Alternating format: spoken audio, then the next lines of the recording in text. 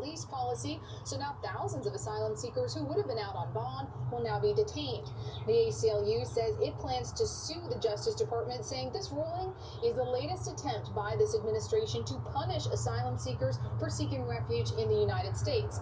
Now, this ruling does not apply to asylum seekers who come through legal points of entry, and it also does not apply to families because there are limits on how long you can detain children. But a senior administration official tells CBS News they're trying to change that rule to be able to hold families longer.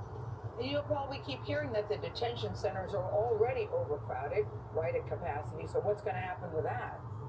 Well, Gail, even the Attorney General concedes that this will be a logistical challenge. The Department of Homeland Security has about 90 days to figure this out. But asylum cases can take months, even years. So this will overburden this system that is already bursting at the seams. Now, the White House sees this hardline approach as a clear message to Congress that it has to act. But if it doesn't, then it's also a win for the administration because they can take that message on the campaign trail, especially when it comes to the president's base. All right, Paula, thank you very much. Plans are already being made to rebuild Notre Dame Cathedral in Paris, less than 48 hours after it was devastated by fire. About $1 billion has been promised to help restore one of France's best-known symbols. Roxana Saberi is outside Notre Dame in the heart of Paris. Roxana, good morning. Good morning. The local newspaper Le Parisien is reporting that a fire alarm went off here at Notre Dame Cathedral shortly after 6 p.m. on Monday, but a computer bug showed the fire's location in the wrong place. The paper is also reporting the flames may have started at the bottom of the spire and may have been caused by an electrical problem in an elevator. Notre Dame stands damaged but defiant after a fire that raged for at least 12 hours. Leaving a gaping hole in its heart. Inside, where the spire collapsed in Monday night's fire, the altar is buried in debris, but its cross is almost shining, and pews are still in place. These other rescued artifacts were taken to Paris City Hall. Paintings, chairs, armchairs, and objects, candle holders, and it was absolutely extraordinary because it's a miracle here that saved here.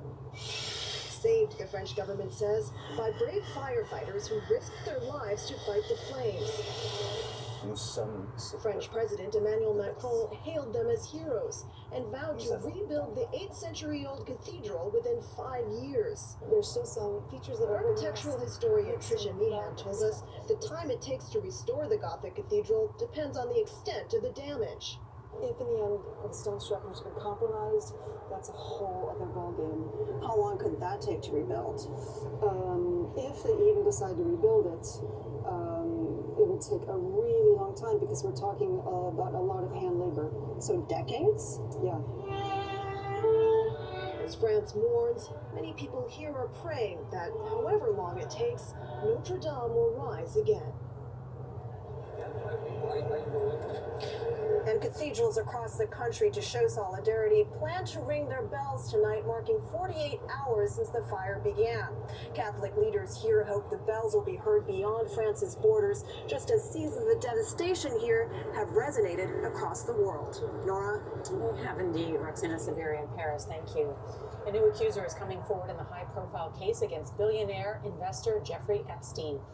Maria Farmer says the disgraced financier sexually assaulted her more than 20 years ago. Epstein has ties to politicians, celebrities, and yes, royalty. He has faced numerous allegations of sexual abuse, which he denies, but he did serve 13 months in a Florida jail after pleading guilty to 2 lesser sex charges. Anna Warner shows us the latest chapter in this unfolding story. Anna, good morning. Good morning, Nora. Maria Farmer's claims against Epstein were revealed as part of a lawsuit by another woman, Virginia Giuffre, who is suing Epstein's attorney Alan Dershowitz for defamation. Giuffre says Dershowitz sexually assaulted her while he participated in Epstein's sex trafficking operation, something Dershowitz vehemently denies.